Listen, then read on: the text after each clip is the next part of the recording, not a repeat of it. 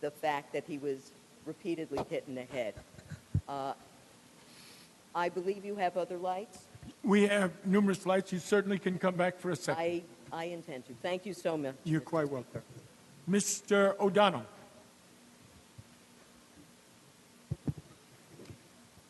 Let's start in the very beginning. It's a very good place to start. Knew nothing about this. Had no interest in it. I'm a tennis guy. I watch tennis, I play tennis. This was of no interest to me. And then I read a story where the vice president of MMA said, well, of course we're going to make this happen in New York. We gave $50,000 to a Democratic lobbyist, so it's all taken care of. That didn't make me feel very good. I thought I should learn a little bit more about it. What is it? Well, I should really like it. You have two nearly naked, hot men rolling around on top of one another, trying to dominate each other. And just in case you don't know, that's gay porn with a different ending, okay?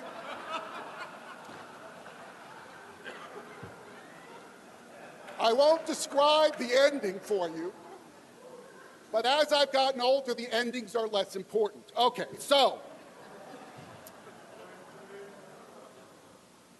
the aggression and the violence of what that was did not make me necessarily comfortable. But again, kind of agnostic. Then we had a colleague here, was brought before the committee, and I've enjoyed this week's discussion about our rules. Believe it or not, Mr. Kavanaugh, I've enjoyed our conversation about the rules because sometimes these processes work. So what happened? We had a colleague here who was deeply offended by what this was. Deeply offended. Thought it was like the Christians and the lions in Roman times. Thought it was barbaric. Thought it was absolutely unchristian and violated his Catholic beliefs. We went to an arts committee meeting, and he convinced us, bipartisanly. The committee voted like 12-2 to not allow this to go forward. Wow. Okay, that's pretty good, right? I leave the meeting, I go in the hallway to find the lobbyist in question making a phone call trying to get the vote changed. Trying to get the vote changed. Year goes by, same committee, same composition, same members, same vote.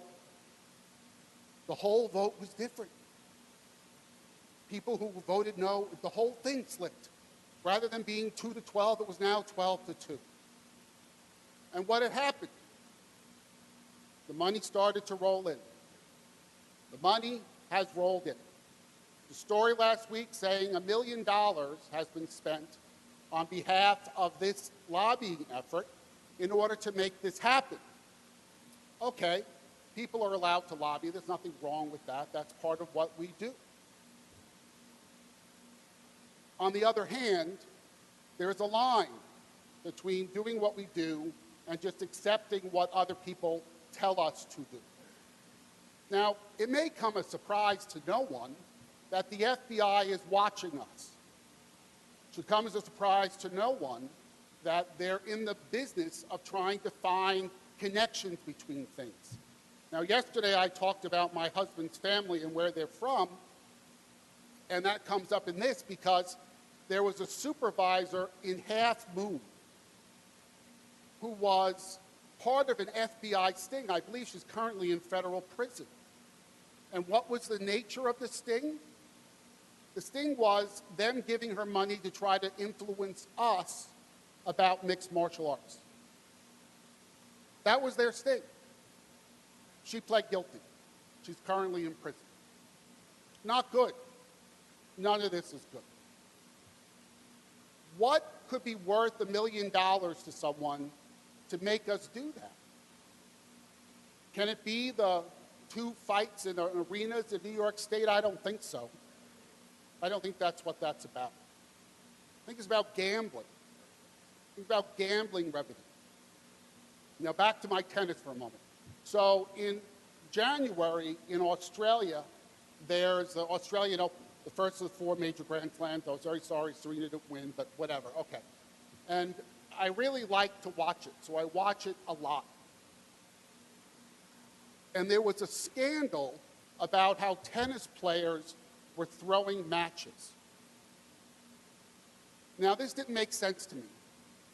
Not because I think everyone wants to win all the time, but because you make twice as much money if you win and go to the next round than if you lose and go to the next round. So why would someone intentionally throw a match when they could make twice as much money if they win the match? Well, that's what I learned. I did a little research. They weren't getting, the accusation is not that they were throwing matches. The accusation was much simpler than that. You could bet that a tennis player would double fault in the 3rd game of the 2nd set. That's how finely tuned that kind of gambling has become. So for those of you who don't know tennis, there's somebody who serves the ball, somebody receives the ball. I prefer to serve the ball, but to each his own, right? So you switch back and forth. So it is really easy to intentionally double fault once and still win. Now, if I was involved in this and you were gambling on me, I would recommend that you gamble on me double faulting. It's a very good bet, okay? But the truth is, that's how sophisticated gambling has become. So how does that relate to this? Here we go. January 3rd, 2016. What's this from? The Sun Herald of Sydney, Australia. In a fight between Ronda Rousey and Holly Holm, state law enforcement authorities warned that the sport was vulnerable to corruption and money laundering by organized criminals. So they have shut down the capacity to gamble over this alleged sport because of concern of money flowing to organized crime. Now, after I took these previous no votes, I met with the people from MMA. They came to my office. It was pleasant. It was very pleasant. And I told them that given their history and given what they had said about the way they were going to accomplish this, that was not something that I was comfortable with. But they didn't stop. They kept pushing. They kept pushing. They got my sister to send me an email. Dear Danny, you should vote for MMA. I thought, well, this is kind of odd, a new part of our relationship. Dear Roseanne, you should go back on The View. I don't think that would have been well received. But the reality was, it was okay for her to tell me how I should vote on public policy matters. A former staffer of mine who's now in law school's brother really likes MMA. He sent me an email. You have to vote for MMA. Why? Well, because of all these reasons, people say, well, they do it already. Okay. I want to be able to see it in Madison Square Garden. Okay, folks, let me just tell you. There are things I would like to see in Madison Square Garden that you can't see, okay? That's the way things are. You don't always get what you want, okay? And the reality is any one of us can see it today 24/7 on your television. So how possibly could some kid in California care about whether or not we do it here when it's accessible to them if that's what they choose to do? There's got to be much more than just the $1 million they spent. There's got to be. There's got to be some reason and rationale for why that is so profitable to them that they're not letting on. And so all of that makes me very uncomfortable.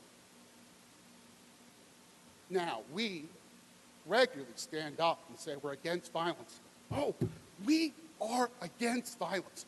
We are so against violence that every year we pass a half a dozen bills that say if you do commit violence against a teacher, a nurse, any profession, if you do it against someone who wears this uniform or that uniform, it's a felony. We're going to do some of them soon. I know, Joe. I can see it. I can smell it coming from you. We're going to have bills on the floor to increase the penalties for certain kinds of people for assault. So I was lying in bed this morning. I thought, well, that's a good solution. Maybe that's what I should do. If you are in a cage wearing a Speedo and you beat someone up, it's a felony. How about that? No, that won't work because that's only men. So maybe just Lycra or spandex. The truth is, we are trying to stop and discourage violence all these different ways. And then for this, we just say it doesn't matter. Ignore what you see. I have never chosen to buy a subscription to watch this on TV, but I have been once on vacation in a sports bar where it was on a 20 by 30 foot screen in front of my face that I could not see. And it is not the behavior that I think we should encourage. It is not. Additionally, people say, well, what about boxing?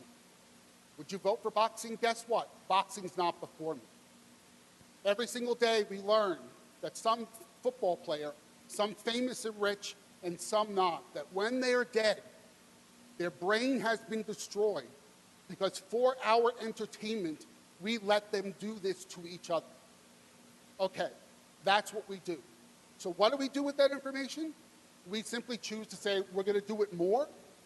We're going to encourage more people to engage in this behavior. That's not something that I can abide. And so in the end, there was a time when people claimed that video games were causing violence in our youth. I don't really know. That shoot 'em up, kill 'em games encourages violence. I don't know. And I don't know that this encourages violence, but it puts in front of people and says, we want you to beat the crap out of one another, okay? And in the end, as Ms. Glick has mentioned, they don't really get ahead. They're not the ones getting ahead. It's the people behind them. It's the people making the money. It's the people who are living off of their gambling. And that's the other thing. We spend all this money in the state budget saying gambling is a problem. We have to do something about gambling. And yet we seem to every day, every year, increase the opportunities and availability for people to get that addiction, right? And so when will it ever stop? When will it stop? When will we simply say, you know what? We don't have to go along with every other state. We can let people do that in Jersey and New Hampshire and Vermont or wherever else they want to do it, but we don't have to let them do it here. We don't. And not a single person is harmed in this state of this country based on our failure to let them do this. But if we do let them do it, it means that more people are going to become addicted to gambling, more people are going to see violence, more people are going to turn to violence as a mechanism to express what they feel. And that, I believe, is very detrimental to our society. So in the end, I will not be a yes vote. I'm now going to sit down, and despite the fact that I don't really pray, I'm going to pray that this discussion ends quickly. And then I'm going to go home, and I'm going to take a really, really, really long shower. And hopefully that when I'm done, I can look myself in the mirror and say that our body does things for the right things, and it's not just because we're for sale. Thank you. Mr. Pichardo.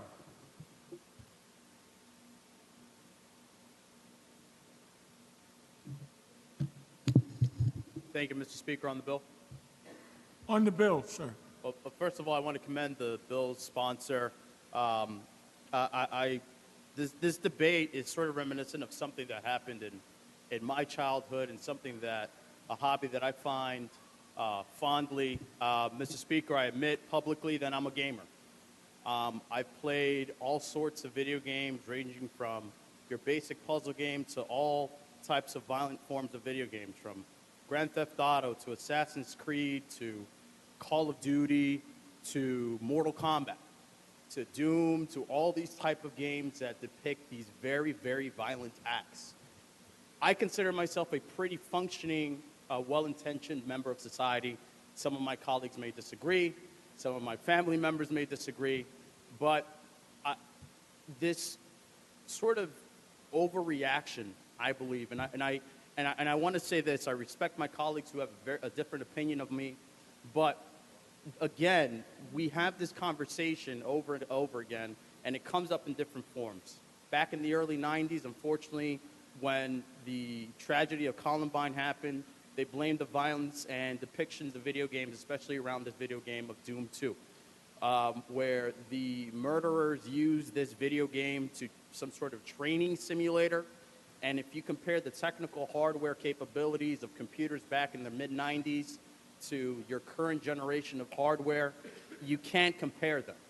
These real depictions of violence would astonish anybody who engages or talks about these type of forms of entertainment. And again, I consider this an issue of censorship. We already engage and view the sport. I personally, myself, I watch fights every once in a while when I can. But again, it doesn't make me want to act violently. It doesn't make me want to injure or hurt my fellow man. I don't think I have the physical capability to do so anyway, but even if I did, I feel that there's a very stark difference between entertainment and real life. And I think when we talk about if we allow this, that we're going to incur violence, if you switch MMA with any type of violent form of video game, you're going to be having the same debate. Again, when I was younger, I would hear politicians say that we need to ban video games because it's corrupting our youth. Again, I'm a product of a person who engages in this hobby, and I feel that I'm still a very functioning member of society. I'm a soon-to-be very loving husband, a father of a 3-year-old daughter. I know where my responsibilities lie and where to separate the line. And again, we need to make sure that this state, that we do not censor a form of entertainment because we may have some sort of personal issue with it. I think that we have to respect each other's ability to engage in entertainment as long as the individuals, whether it be at football or hockey or any other sport or curling, would choose to engage or want to entertain themselves with. And again, I commend the sponsor on this legislation, but I encourage my colleagues, again, to vote their conscience, but I know that I will be voting in the affirmative on this bill. Thank you, Mr. Speaker. Thank you, sir. Mr. Santa Barbara. Thank you, Mr. Speaker. On the bill, On the bill, sir. first of all, I would like to commend the sponsor for his work on this legislation and the Speaker for the work they've done to make sure this bill makes sense and that comes before us today with the safety in place that's included. I'm very proud to support this bill that will finally bring professional mixed martial arts to New York State, and I urge my colleagues to support this legislation as it will make the sport a better sport. It will make it a state-regulated sport. We heard about the safety that could go into this. We saw it with boxing. We will see it with this sport. Everybody will be able to play by the same set of rules. As was mentioned, the sport can come out of the shadows. We've seen this. We've seen competitions happen at the amateur levels. We've seen it on TV. In my district, I've seen local athletes get on a bus with friends and family and go across state lines to watch the sport live. I know people that do that. Travel is very, very easy, and everybody can watch the sport on TV already. The sport is growing without us, and it's time for New York to join the 49 other states that already allow this sport at the professional level. Over the years, we've seen support grow for this as we learn more about the bill, as the bill has been amended and changed to include things in there that other people want to see included. We talked about the economic benefits. With this bill's passage, we can see these economic benefits come to New York. We've seen busloads of people go across state lines, and with those people, the tourism dollars also go. Tourism dollars are the best kind of dollars, and we want to see those dollars come back to New York. We want to see these venues in the big areas like Madison Square Garden, the Times Union Center, but also upstate venues. We've seen an amateur event last year in the city of Schenectady that drew over 1,000 people to an upstate city. That entire weekend, we saw people come for MMA, but they stayed for downtown Schenectady. They were visiting the shops. The hotel rooms were sold out. So it does mean a lot of economic impact for our upstate venues as well. Places like Amsterdam and Schenectady, there's local athletes that are born and raised here in New York State. They have a passion for this sport, like any other sport that people are involved with, whether it be football or boxing or any sport, people have a passion for this. They are doing it. They're training here in New York State, but they have to travel out of state to compete professionally. They never got to play the home game. This will give them a chance to play the home game. They've always had to play the away game.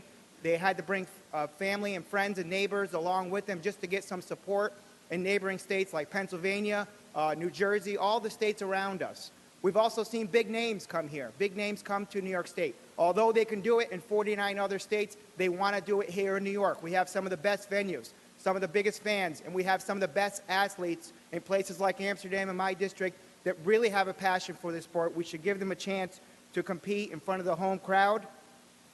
Although the professional bouts are illegal, as I said, amateur bouts are already happening. A lot of people don't know that. The amateur competitions are happening across our state, so people can watch it at the amateur level. But what this does is it allows everybody to play by the same set of rules. It gives everybody a chance to compete at the highest level in their sport. And I'm very happy to support this bill. I think it's long overdue. I think the number of sponsors on the bill has grown, the support has grown, and it's time to give our athletes a chance to play the home game. I'm proud to support this bill, and I encourage all my colleagues to vote in the affirmative. Thank you. Thank you, sir. Ms. Wozniak. Will the sponsor yield? Mr. Morelli, will you yield? Yes, sir. The sponsor yields. Thank you, Mr. Morelli. Does this bill regulate amateur athletes?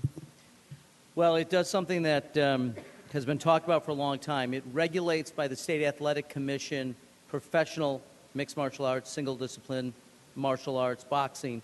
It also has, as it relates to mixed martial arts for the first time, a requirement that sanctioning entities be approved by the State Athletic Commission, and they would have to provide set of rules, regulations for the conduct of amateur athletics.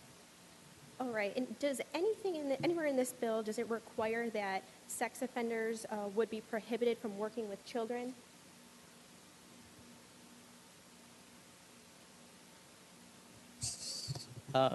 Nothing specifically as it relates to the regulation of professional combative sports. Whatever laws currently apply would continue to apply. Okay. And under this bill, how would an amateur athlete obtain a fight record when they show up to become a professional athlete? Well, under the bill, a participant who seeks to compete in New York as a professional would have to get a license from the State Athletic Commission. There is a permanent record, so if you've participated in the past, there are national databases around fighters, and whatever record is in their record would be available to the New York State Athletic Commission. What other regulations or requirements that the State Athletic Commission may put is allowed under law. So we essentially empower the State Athletic Commission to come up with rules and regulations for the licensing of participants, and they could seek to choose whatever requirements they put by virtue of the regulatory power. Okay. Thank you, Mr. Morelli. On the bill? On the bill, Ms. Wozniak. I have a number of concerns with this bill, and a lot of it actually has to do with the process of how we're doing it. There is a corresponding bill that I am the prime sponsor of, and that regulates the amateur side. And so what we have here in New York State is a situation where amateur athletes are unregulated. Right now, a registered sex offender could own an MMA school, they could teach in that facility, and we can't be naive to the fact that these people target these schools. They know what they're doing. They know that if they're teaching a child, they could put that child in a situation where they're doing a maneuver that to perhaps touch them in a way that that child might not even realize they're being touched, or they could gain trust with that child and really harm that child. They could victimize that child, and this bill doesn't do anything about that, but the amateur bill does. And another thing that is dangerous for children is that there are maneuvers, fighting maneuvers, that could perhaps restrict oxygen to a child's brain that is not regulated right now. And these are serious concerns that need to be addressed. As far as the record, right now, if an amateur athlete wants a record, a legitimate record to fight professionally, they would have to go outside of the state. And so if we legalize and regulate professional competitions, those athletes will still have to go out of state to get the record, then come back. It's just not the way we should be doing it. So I really do question, why are we doing the professional side first and not looking to regulate the amateur side? And I thought Mr. O'Donnell's comments were quite excellent. I am the sponsor, as I said, of the other bill, and I've never had a lobbyist care about amateur sports and children, but I've certainly heard from lobbyists on the professional side, and I really, really hope that this isn't just about money, because that's deplorable if we're, again, just reacting to lobbyists and money that's flowing around Albany instead of looking to see what we can do about children that are currently potentially in danger as the amateur side is unregulated. So I hope that if this bill does pass today, that there would be a very, very swift move to pass the amateur bill. I know. Mr. Morelli, why do you rise? I'd just like to know if the young lady would yield to a couple questions. Ms. Wozniak, will you yield? I would like to continue my comments. She will not yield, Mr. Morelli. And I understand that in this House, very few minority member bills come to the floor. I would be happy to give up the bill and give it over to a majority member. It's not about that. I just want to point out the fact that that they are two separate bills. I did not introduce this bill originally. It was from a prior member. I don't know the history of why we have two separate bills. It's not just one bill. I wish if we could just amend the bill and have both sides, the amateur and the professional side, in a single bill. That would be excellent. But I just want to make the point that this is something that should be done. It should be, they should be done together, because by creating a system where we have professional sports regulated without the amateur side, it could create a potentially very dangerous situation for fighters who don't have a record. Thank you. Ms. Fahey. Thank you. Will the sponsor yield for... Will you yield, Mr. Morelli? Yes, sir. Sponsor yields, Ms. Fahey. Thank you. Thank you, Mr. Morelli. And I want to start by saying thank you for the host of changes that you have made over the last few years to the bill. I found them helpful. I just have a few questions on the bill, and as you know, I do have some concerns. I want to start with where one of the previous members had mentioned, and that is some on the gross tax receipts. If I'm reading the bill correctly, there is an 8.5% tax on ticket sales, but then a 3.5% gross receipts tax on the broadcasting and the digital media. But that receipt is capped at $50,000, whereas the ticket sales was not capped. Can you explain why one tax has a ceiling and the other doesn't? Because I know one of the reasons that we've talked about this bill is the tax receipts and the income to the state. Yeah, partly because it mirrors existing laws as it relates to boxing, professional boxing.